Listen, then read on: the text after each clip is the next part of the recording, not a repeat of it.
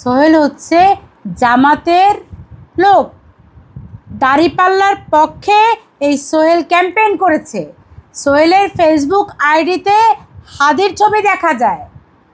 জুলাই, জামাত, হাদি এরা সব একই সূত্রে বাঁধা।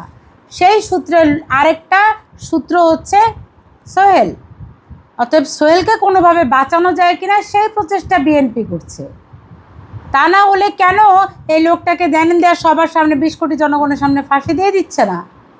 সবই তো প্রমাণিত। আর কি প্রমাণ চান আইনমন্ত্রী আপনি? আর কি প্রমাণ আছে? কোথাও তো নিরাপত্তা দিতেও পারেন না। প্রতিদিন এত ঘটনা ঘটে, স্বরাষ্ট্রমন্ত্রী কিছুই করতে পারে না, আইনমন্ত্রী কিছুই করতে পারে না। আমাদের মাননীয় আইনমন্ত্রী বলছেন যে 7 দিন সময় নিয়ে প্রতিবেদন তৈরি করতে হবে। মানে তিনি জনগণের সাথে ধাপ্পাবাজি করছেন যেন। যেখানে ধর্ষক সোহেল, সে জবানবন্দি দিয়েছে। সোহেলের স্ত্রী, সে বলেছে তার স্বামী একজন মস্তিষ্ক বিকৃত মানে একটা পাগল প্রতিবন্ধী মানুষ, সে বলেছে।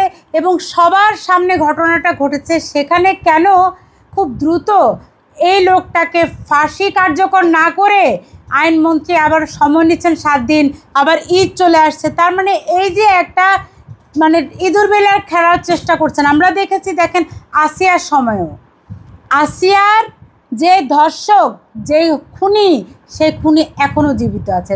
তাকে তাকে দিলেও, তার ফাঁসি হলেও সেই রায় কার্যকর হয়নি। তো বাচ্চা মেয়েটা মারা গেল রামিসা। এই রামিসার মৃত্যুতে 20 কোটি জনগণ হাহাকার করছে। রামিসা আমাদের সবার সন্তান। এই যে ছোট বাচ্চাটা মারা গেল প্রতিবেশী আঙ্কেলের হাতে, পাশের বাসায় খেলতে গিয়ে সে মারা গেল। এই যে লোকটা নৃশংসভাবে মেয়েটাকে ধর্ষণ করে ছিন্ন ভিন্ন করে ফেলেছে, পুরো শরীর থেকে মাথাটা পর্যন্ত আলাদা করে ফেলেছে। কিন্তু এমত অবস্থায় তার মানে এই রামিসার যেই হত্যাকারী সোহেল, তাকেও বিভিন্নভাবে বাঁচানোর জন্য কোথাও কোনো আছে কি না সেটা খোঁজার জন্যই মূলত এই আইনমন্ত্রী সে এখন চেষ্টা করবে যে